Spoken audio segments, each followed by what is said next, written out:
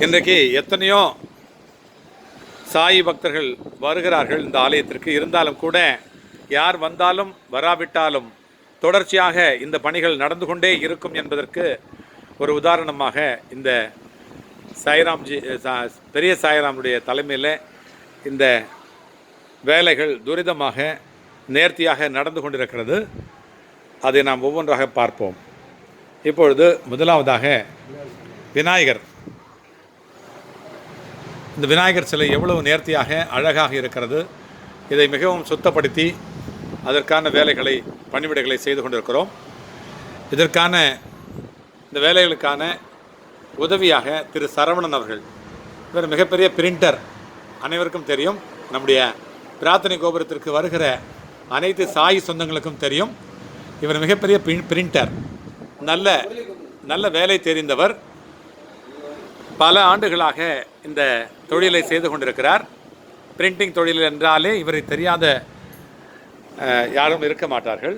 அந்த வகையில் இவர் தொடர்ச்சியாக இங்கே தங்கி நம்முடைய ஆலயத்தில் அநேக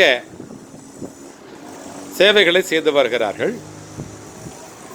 அடுத்து அவர் திரும்ப அந்த தொழிலை மீண்டும் ஆரம்பிக்கிறார். அந்த தொழில் சிறக்க அனைவரும் பிரார்த்தனை செய்து கொள்ளுமாறு வேண்டிக் கொள்கிறோம்.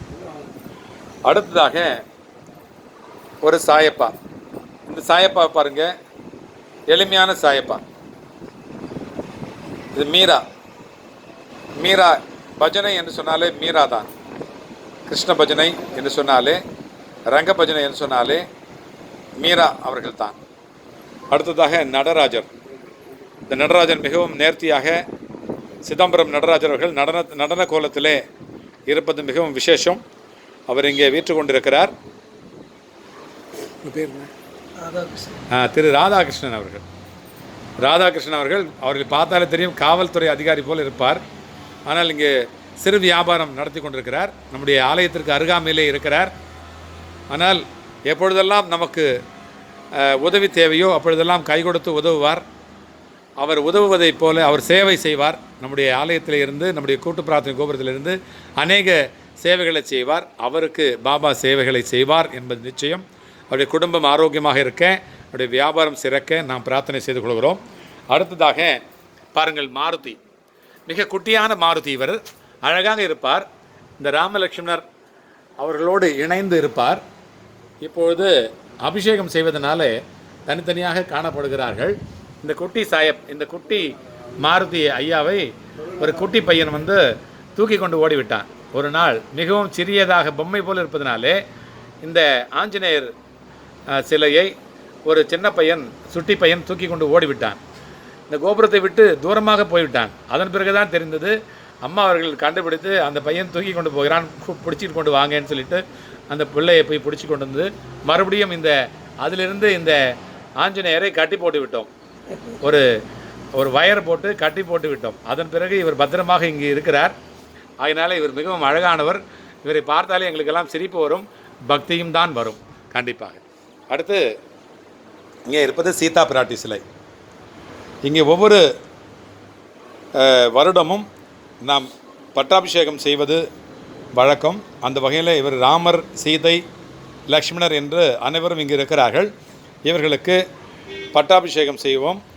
எப்படி ஆலங்குடியில் பஜனைகளை செய்து மிகவும் நேர்த்தியாக, மிகவும் விமர்சையாக செய்வார்களோ, அதுபோல் இல்லாவிட்டாலும் கூட அதை பார்த்து, அவர்களை பார்த்து நாமும் ஓரளவுக்காவது இந்த ஸ்ரீராமநவமி அன்றைக்கு பட்டாபிஷேகம் செய்வது வழக்கம். அந்த வகையில் இந்த ஆண்டு கூட நாம் செய்ய இருக்கிறோம். ஆனால் மிகவும் சப்தமாகவோ அல்லது கூட்டமாகவோ இதிலிருந்து செய்ய முடியாது. அரசாங்கத்தினுடைய அறிவுறுத்தலின்படி நாம் அதை கடைபிடிக்க வேண்டிய அவசியம் இருக்கிறது. ஆகினாலே மிகவும் குறைந்த பக்தர்களை வைத்துக்கொண்டு இந்த விழாவை நாம் கொண்டாட இருக்கிறோம்.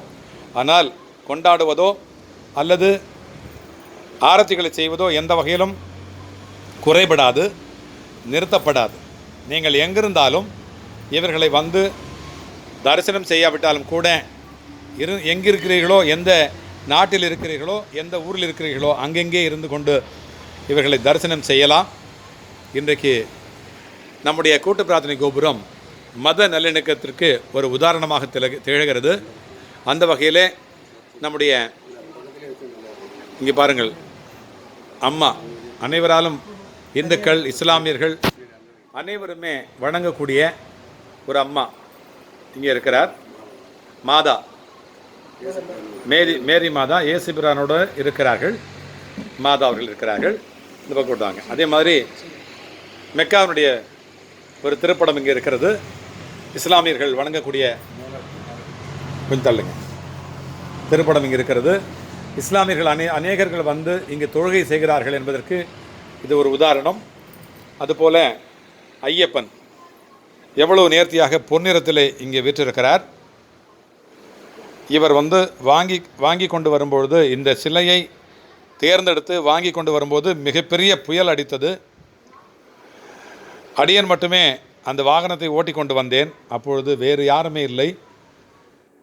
நான் எங்கே செல்கிறேன், எந்த ஊரில் இருக்கிறேன் என்பதே தெரியாமல் எனக்கு போய்விட்டது. அந்த வாகனம், அந்த மகிழுந்து கார் முழுவதும் பாதி அளவிற்கு தண்ணீரிலே வெள்ளத்திலே வந்து விட்டது. இவரும் நானும் தான் அந்த மகிழுந்திலே வந்து கொண்டிருக்கிறோம். ஒரு நேரத்தில் இவர் கவிழ்ந்து விடுவது போல திடீரென்று எனக்கு பயமாகிவிட்டது. பிறகு நாம் எல்லாம் எப்படி அந்த சீட்டிலே படுத்துக்கொள்வோமோ அதுபோல் இவரை படுத்துக்கொள்ள வைத்து விட்டேன். அதன் பிறகு பத்திரமாக எந்த விதமான அலங்கல் குலுங்கல் இல்லாமல் நம்முடைய கூட்டு பிரார்த்தனை கோபுரத்திற்கு வந்து சேர்ந்தார். நானும் வந்து சேர்ந்தேன். இவர்தான் வந்து என்னை பத்திரமாக கூட்டி கொண்டு வந்து இங்கே சேர்ப்பித்தார். அவருக்கு நன்றி சொல்லுகிறோம். அவரை பார்த்தால் எவ்வளவு அழகாக இருக்கிறார் என்பது அனைவருக்கும் தெரிகிறது. இந்த முகத்தை பாருங்கள், அவருடைய கண்களை பாருங்கள், எவ்வளவு நேர்த்தியாக இருக்கிறது. பொன்னிறமாக அந்த ஐயப்பன் 18ஆம் படி ஏறுகிறோமோ இல்லையோ, இங்கே அவரை தரிசனம் செய்து விட்டோம். விரதம் இருக்கிறோமோ இல்லையோ, கண்டிப்பாக அவரை தரிசனம் செய்து விட்டோம். ஐயப்ப பக்தர்கள் அனைவருமே, இவரும் ஒரு குருதான், இவரும் ஒரு அன்னதான பிரபுதான். ஆகினாலே நம்முடைய சாயப்பாவும் ஒரு அன்னதான பிரபுதான். ஆகவே இவரை நாம் இங்கே தரிசனம் செய்கிறோம். அடுத்து இவரும் ஒரு பிரம்மச்சாரி தான். பாபா ஒரு பிரம்மச்சாரி, ஐயப்பன் ஒரு பிரம்மச்சாரி. இங்கே வீற்றிருக்கின்ற ஆஞ்சநேயர் இவரும் கூட ஒரு பிரம்மச்சாரி தான். இவர் மிகவும் ஆக்ரோஷமாக காணப்படுகிறார். இவரை வணங்குவதிலே நமக்கு மிகவும் சக்தி கிடைக்கும். நமக்கு தேவைப்படுகின்ற சக்தியெல்லாம் கிடைக்கும். நமக்கு ஆறா பவர் என்று சொல்லக்கூடிய அந்த ஆறா பவர் இப்பொழுது தேவைப்படுகிறது. நமக்கு தைரியம் தேவைப்படுகிறது. இந்த கரோனா புயல், கரோனா என்கின்ற நோய் விலக்கப்பட வேண்டும் என்று சொன்னால் நமக்கு உடம்பிலே தெம்பு தேவைப்படுகிறது, திராணி தேவைப்படுகிறது. அதை அனைவருக்குமே நம்முடைய ஆஞ்சநேய சுவாமிகள் தருவார் என்பது நிச்சயம். அதுபோல் இங்கே இருக்கிற சுமதி, சகோதரி சுமதி அவர்கள் பாபாவிற்கு துணி தைத்து கொடுக்கிறவர். இங்கேயே தங்கி பாபாவிற்கு நிறைய நேர்த்தியாக அழகாக பாபாவிற்கு துணிகளை தைத்து அழகாக தைத்து கொடுப்பவர்.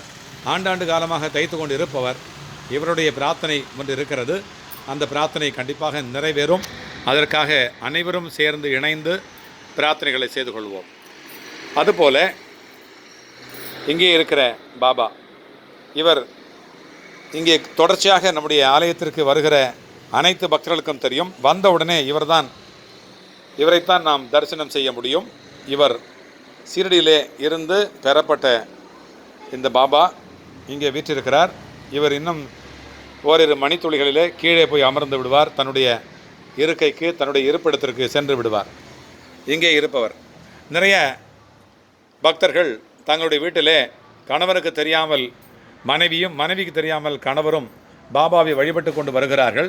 அந்த வகையிலே யாரோ ஒரு கணவர் அல்லது யாரோ ஒரு மனைவி வீட்டிலே பாபா வைத்து கொண்டு இருக்கக்கூடாது என்று சொன்னதன் பேரிலே இங்கே வந்து அதை வைத்துவிட்டு சென்று விட்டு இருக்கிறார்கள். அதுபோல் அநேக சிலைகள் இங்கு வரும், வாரம் வரும். அடுத்த வாரமே நானே எடுத்து அவர்களுக்கு சிலை தேவைப்படுவர்களுக்கு எடுத்து கொடுத்து விடுவேன். இவர் இன்னும் கொடுக்கப்படவில்லை. யார் வீட்டிற்கோ இவர் போகவிருக்கிறார். சிலை வாங்க முடியாத ஒரு பக்தர்களுடைய வீட்டிற்கு இவர் போகவிருக்கிறார். அல்லது நாம் கொடுக்கிறோமே இல்லையோ யாராவது எடுத்துக்கொண்டு சென்று விடுவார்கள். அதே போலத்தான் இவரும் வந்திருக்கிறார். இவரை பார்த்தால் நமக்கு தெரிகிறது பிராமண பாபா மாதிரி இருக்கிறார். இவரை பார்த்தால் சத்திரிய பாபாவாக தெரிகிறார். இவரை பார்த்தால் பிராமண பாபாவாக தெரிகிறார். நீங்களே பாருங்களேன். அடுத்து இவரும் ஒரு பெரிய பிராமண பாபா.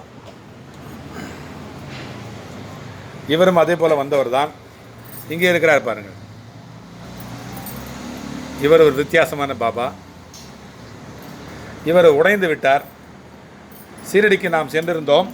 அப்பொழுது நம்மோடு வந்திருந்த சகோதர சகோதரிகள் அநேகர் சிலை வாங்கி வந்தார்கள். அப்பொழுது இந்த பாபாவையும் ஒரு சகோதரி வாங்கி கொண்டு வந்தார்கள். அந்த நேரத்தில் இந்த சிலை வந்த உடனே அந்த அவருடைய இருப்பிடத்தில் வைக்கும்பொழுது கழுத்திலே வீரல் ஏற்பட்டு விட்டு உடைந்து விட்டது. எனவே இங்கு கொண்டு வந்து கொடுத்து விட்டார்கள்.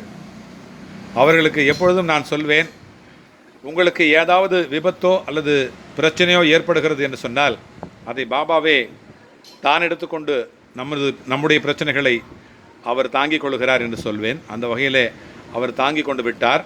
இப்பொழுது வேறு சிலையை நம்மிடத்திலிருந்து வாங்கி கொண்டு சென்றிருக்கிறார்கள். அவர்தான் இவர் பாருங்கள், இவரும் ஒரு சாதுவான பாபா. இவர் எங்கேயோ பக்தர்களுக்காக சென்று நிறைய பணிகளை செய்துவிட்டு வந்து இங்கே களைப்போடு அமர்ந்திருக்கிறது போல தெரிகிறது.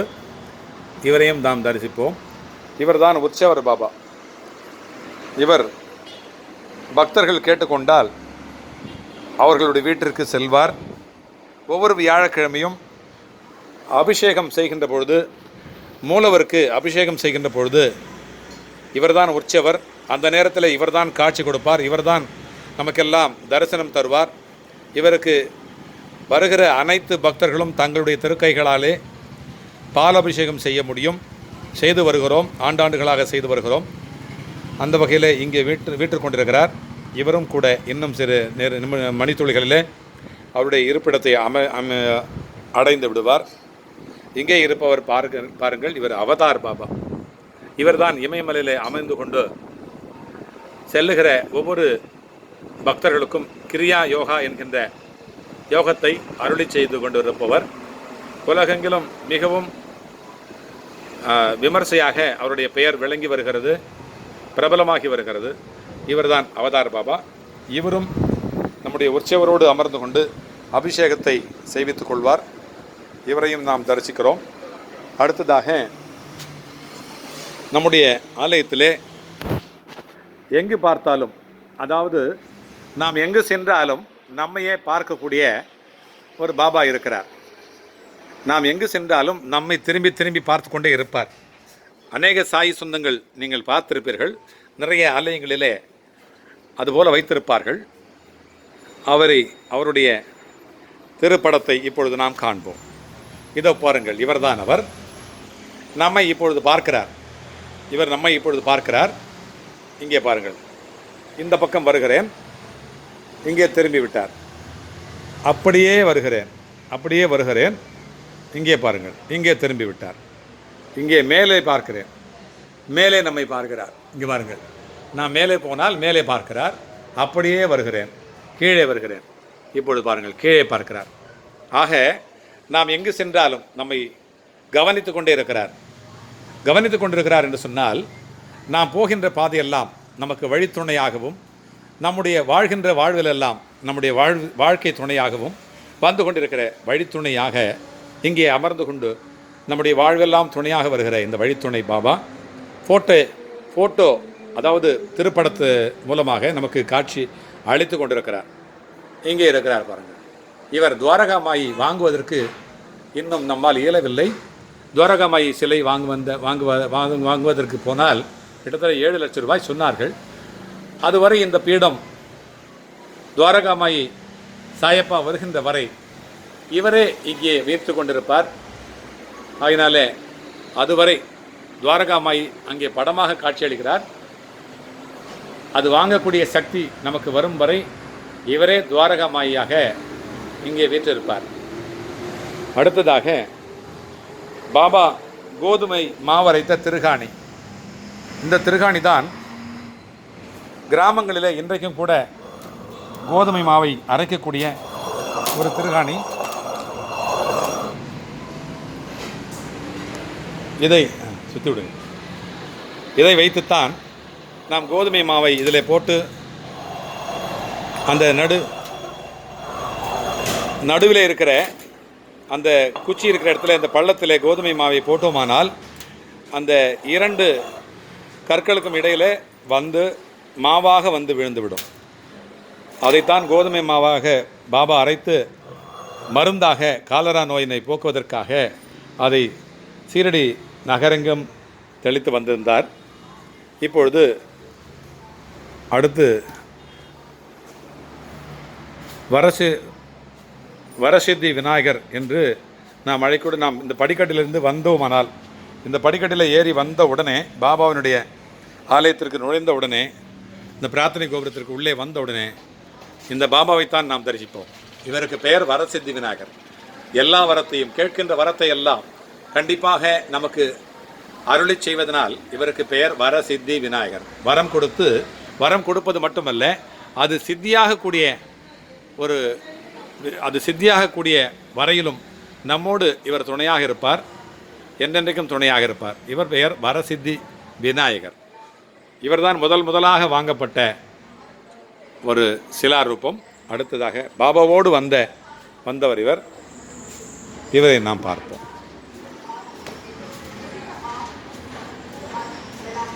அடுத்ததாக விநாயகர். இவர் கடன் தீர்த்த கணபதி என்று அழைக்கப்படுகிறார். கடன் தீர்த்த கணபதி. இவர் ஆஞ்சநேயர், ஆரோக்கிய ஆஞ்சநேயர் என்று அழைக்கப்படுகிறார்.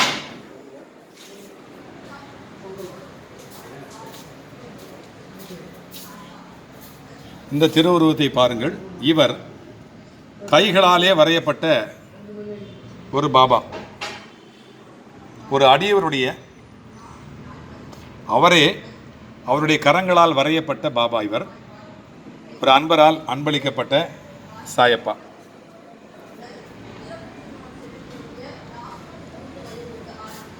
அடுத்ததாக சரஸ்வதி தேவி. இவர்கள் மிகவும் நேர்த்தியாக இருக்கிறார்கள்.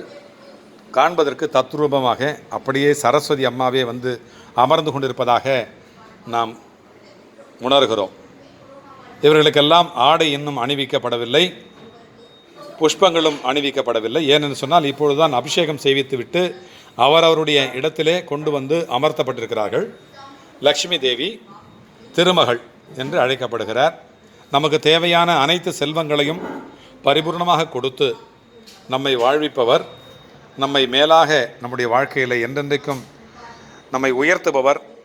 இவர்தான் அனைத்துக்கும் காரணமாக இருப்பவர். நம்முடைய மகாவிஷ்ணுடைய தேவியார். இவரை நாம் தரிசிப்போம். இவர் நமக்கு எல்லாவற்றையும், எல்லா செல்வ வளங்களையும் தந்து நம்மை ஆதரிப்பார். அடுத்ததாக சிவலிங்கம், ஈஸ்வரனுடைய அம்சம். இவரை நான் வாங்குவதற்கு சென்றிருந்தேன். அந்த நேரத்திலே என்னிடத்தில் பணம் இல்லை. ஆனால் மீண்டும் வந்துவிட்டேன், வாங்கவே இல்லை.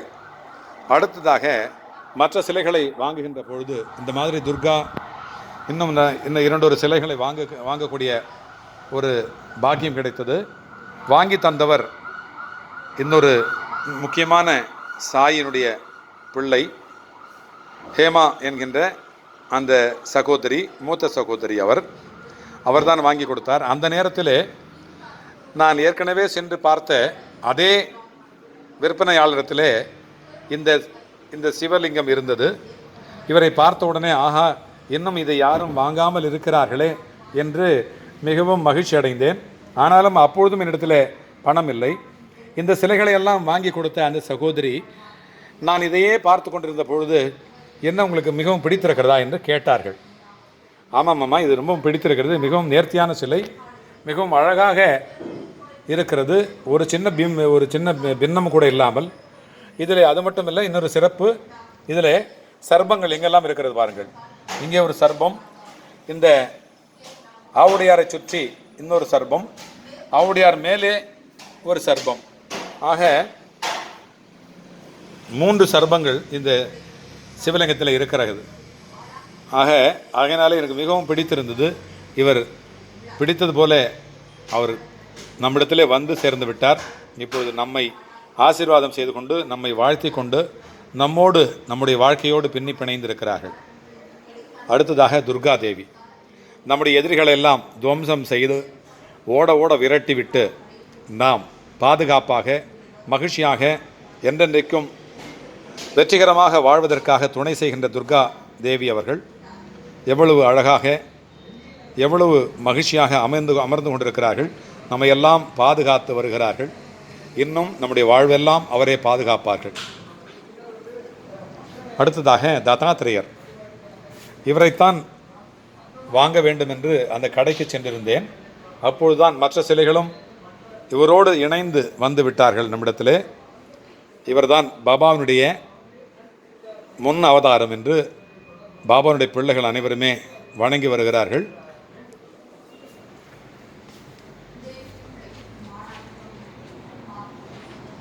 இவர் அமெரிக்காவிலிருந்து வந்தவர். அமெரிக்காவிலே சீரடியிலிருந்து ஒரு ஆலயத்திற்கு, பாபாவினுடைய ஆலயத்திற்கு அங்கே சென்று 5 ஆண்டுகள் அங்கே இருந்து ஏதோ இந்த புகைப்படத்தில் ஏதோ ஒரு பழுது ஏற்பட்டு, அந்த ஃப்ரேமில் ஏதோ ஒரு பழுது ஏற்பட்டு அந்த பழுதை நீக்குவதற்காக மறுபடியும் மீண்டும் அந்த புனிதமாக அது காப்பாற்றப்பட வேண்டும் என்பதற்காக பக்குவமாக மீண்டும் சீரடிக்கே அனுப்பப்பட்டது. அங்கே இருந்த நம்முடைய நண்பர், கெழுதக நண்பர் திரு விவேக் அவர்கள்தான் அந்த பணியை மேற்கொண்டார். ஆனால் நாம் சென்றிருந்த பொழுது அதை நமக்கே அழைத்து விடுவதாக அன்பளிப்பாக அதை கொடுத்து விட்டார். அதை கொண்டு வந்து தான் இந்த தியான மையத்திலே அவரை அமர்த்தி நமக்கெல்லாம் அவர் இங்கிருந்து கொண்டு அருளாட்சி செய்து வருகிறார். ஆக அமெரிக்கா சென்று வந்த ஒரு பாபாவாக இருக்கிறார். பாபா அமெரிக்கா மட்டுமல்ல, எல்லா நாடுகளிலும் இருக்கிறார். எல்லா நாடுகளிலும் அவர் வியாபித்திருக்கிறார். இருந்தாலும் கூட இந்த புகைப்பட வடிவத்திலே அமெரிக்கா சென்று வந்த நம்முடைய பாபா இங்கே அமைதியாக தியானம் செய்கிறவர்களுக்கு காட்சி கொடுத்து கொண்டிருக்கிறார்.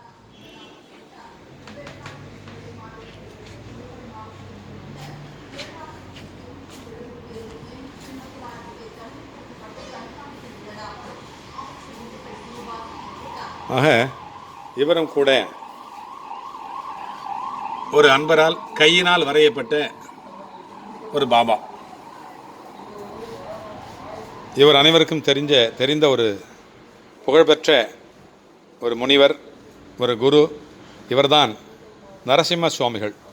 மயிலாப்பூர் ஆலயத்தை சீரடிக்கு பிறகு முதலாக உலகத்திலேயே முதல் ஆலயமாக கட்டி முடித்து கும்பாபிஷேகம் செய்தவர் நம்முடைய தமிழர். எல்லா மொழிகளும் தெரிந்தவர். நிறைய செய்யுள்களை பாபாவின் பேரில் பாடியிருக்கிறார். மிகப்பெரிய ஞானம் கொண்டவர். அவரை வணங்குவதிலே நாம் பெருமை கொள்கிறோம். நம்முடைய ஆலயத்திலே அவரை வழிபடுகிறோம்.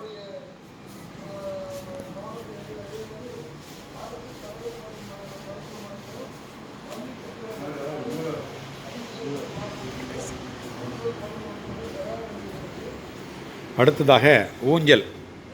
இந்த ஊஞ்சல் தான் இங்கே வந்து குழந்தை இல்லாத தம்பதிகள் வேண்டிக் கொண்டு அந்த குழந்தைகளை பெற்றெடுத்து இந்த தொட்டிலில் இட்டு சீராட்டுவார்கள். பாபாவினுடைய மடியில், இங்கே இருக்கிற இந்த பாபாவினுடைய மடியில் அந்த குழந்தையை வைத்து சீராட்டுவார்கள். அந்த வகையில் அதற்காக பிரத்யேகமாக வடிவமைக்கப்பட்ட இந்த ஊஞ்சல் இங்கே இருப்பதை காண்கிறீர்கள். இதுவரை குழந்தை இல்லாமல் கிட்டத்தட்ட 14 ஆண்டுகள், 15 ஆண்டுகள், 6 ஆண்டுகள், 7 ஆண்டுகளாக எந்த விதமான குறைபாடுகள் இருந்தாலும் கூட அவர்களுக்கெல்லாம் குறைவில்லாமல் குழந்தை பெற்றெடுக்கின்ற பாக்கியத்தை அருளி வழி செய்கின்ற, எந்த வழியிலும் எங்களுக்கு குழந்தை பிறக்கவே வழியில்லை என்று விழி பிதுங்கி நிற்பவர்கள் அனைவருக்குமே நான் வழி கொடுக்கிறேன் என்று வழி துணை பாபாவாக இருந்து இங்கே அருளாட்சி செய்கிறார். இதுவரை இங்கே பிறந்த குழந்தைகளுடைய எண்ணிக்கை, குழந்தை வரம் தரும் வழித்துணை பாபாவாக அவருடைய அருளால் பிறந்த 573 குழந்தைகள் இதுவரை பிறந்திருக்கிறார்கள். அதை நாம் இங்கே காண்கிறோம். ஒவ்வொரு குழந்தையும், ஒவ்வொரு குழந்தையினுடைய பெற்றோர்களும் தங்களுடைய பெயரையும் தங்களுடைய ஊரையும், இது எத்தனையாவது குழந்தை, அதிகபட்சமாக முதல் குழந்தையாக இங்கே பிறந்ததே 95% இருக்கிறது. அந்த வகையிலே அவர்களுடைய பெயரையும் அவருடைய ஊரையும் அந்த குழந்தையினுடைய பெயரையும் கூட பதிவு செய்து விட்டுத்தான் செல்லுகிறார்கள். அந்த வகையிலே எண்ணப்பட்ட எண்ணிக்கை தான் 573 குழந்தைகள் என்று நாம் அறிய வேண்டும். அடுத்ததாக பாதம். இதுதான் பாதம், பொன்னிற பாதம். இங்கே வைத்து வழிபட்டால் நமக்கு அவருடைய திருப்பாதங்களையே தொட்டு வணங்கியதாக நாம் உணர்கிறோம்.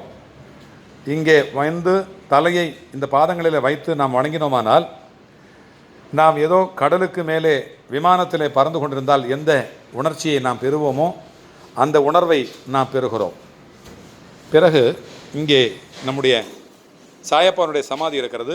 இந்த சமாதியில்தான், இதுதான் புகழ்பெற்ற சமாதி, உலக புகழ்பெற்ற சமாதி. சீரடியிலே இருப்பது போல இந்த சமாதி இங்கே அமைக்கப்பட்டிருக்கிறது. இதில் பஞ்சலோக சிலையாக பாபா உள்ளே அமர்த்தப்பட்டிருக்கிறார். சீரடியினுடைய உதி நிரப்பப்பட்டிருக்கிறது. நவதானியம், நவரத்னம், இதுபோல் மிகப்பெரிய புனித நூல்களான பகவத்கீதை, பைபிள், குரான் என்கின்ற 3 மதத்தினுடைய புனித நூல்கள் இதில் இருக்கிறது. ஆகினாலே தான் பாபாவிற்கே பிடித்து போய் இங்கே வந்து பாபா நான் இங்கே இந்த சமாதியிலும் நான் உயிரோடு இருக்கிறேன் என்பதை காட்டும் விதமாக பாபானுடைய இதய துடிப்பு தொடர்ச்சியாக இடைவிடாமல் லப்டப் லப்டப் சப்தம் யார் வந்து கைவித்தாலும், எப்பொழுது வந்து கை வைத்து பார்த்தாலும், தன்னுடைய காதுகளை வைத்து பார்த்தாலும் தொடர்ச்சியாக இடைவிடாமல் அவருடைய இதயம் துடித்து கொண்டே இருப்பதை நாம் உணர்கிறோம். இங்கே பார்ப்பது பாபாவுடைய திருமேனி. அவர்தான் மூலவர், இவர்தான் வழித்துணை சாயப்பா. இவ்வளவு அழகாக யார் வந்தாலும் வராவிட்டாலும் நான் இங்கேயே இருந்து கொண்டு உங்களுக்கெல்லாம் நான் அருளாட்சி தருவேன் என்கின்ற ஒரு வகையிலே அவர் நமக்கெல்லாம் அருளாட்சி கொடுத்து கொண்டிருக்கிறார். நீங்கள் வரவில்லை, பல நாட்களாக இந்த ஆலயத்திற்கு நீங்கள் வரவில்லை. நீங்கள் வராமல் இருந்தாலும் கூட அவர் வந்து விடுகிறார்.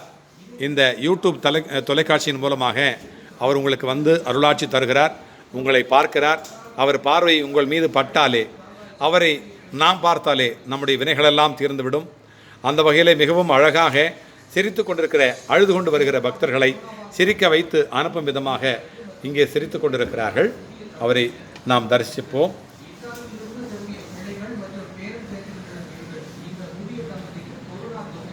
அநேக நேரங்களிலே அநேக மாலைகளை போட்டு அவரை நாம் ஒரு வழி செய்து விடுவோம். அவரை காண்பதே அரிதாக இருக்கும். அந்த அளவிற்கு அவரை சுற்றி சுற்றி மாலைகளும் பூக்களுமாக இருக்கும், பிரசாதமாக இருக்கும். ஆனால் இன்றைக்கு பக்தருடைய வருகை இல்லாது போனதினாலே, கடைகள் இல்லாது போனதினாலே நம்முடைய சகோதரி ஞானாம்பாள் என்கின்ற ஒரு மூத்த சகோதரி அவர்கள் திருக்கைகளாலே, அவர்கள் வீட்டிலே பூத்த மலர்களை, மல்லி மலர்களை அவர்கள் திருக்கைகளாலே கட்டப்பட்டு இங்கே கொண்டு வந்து பாபாவிற்கு சாத்தப்பட்டிருக்கிறது. அடுத்தடுத்து நாளை மறுநாள் வருகிற இந்த பண்டிகைக்கு பூக்கள் இல்லை. இருந்தாலும் கூட நாமே நேரடியாக படைப்புக்கு சென்று அந்த பூந்தோட்டத்திலே நாமே பறித்து வந்து மாலைகளை தொடுத்து மலர் மாலைகளாக யாருக்கெல்லாம் எந்த சுவாமிக்கு தேவையோ அந்தந்த மாலைகளை நாமே நம்மாலே கட்டப்பட்டு அது சாத்தப்பட இருக்கிறது. அனைவரும் பார்க்கத்தான் போகிறீர்கள். இங்கே பாருங்கள், பாபாவுடைய பாத தரிசனம். என்றைக்குமே நமக்கு இப்படியாக நேரம் கிடைத்ததில்லை. இப்படியாக நீங்களெல்லாம் பார்ப்பதற்காக மிக நிதானமாக இந்த மாதிரி பாபாவுடைய பாதங்களை நாம் தரிசனம் செய்தது இல்லை. இன்றைக்கு நேரம் கிடைத்திருக்கிறது. ஆகவே நாம் நேர்த்தியாக பூர்த்தியாக நம்முடைய அப்பாவை தரிசனம் செய்வதற்கு மிகப்பெரிய ஒரு பாக்கியம் கிடைத்திருக்கிறது. பாபா தரிசனம், பாப விமோச்சனம், வியாழன் தரிசனம், விடியல் நிதர்சனம். பண்டலூர் வருபவர்கள் வலியெல்லாம் மறப்பார்கள். ஜெய் சாய்ராம்.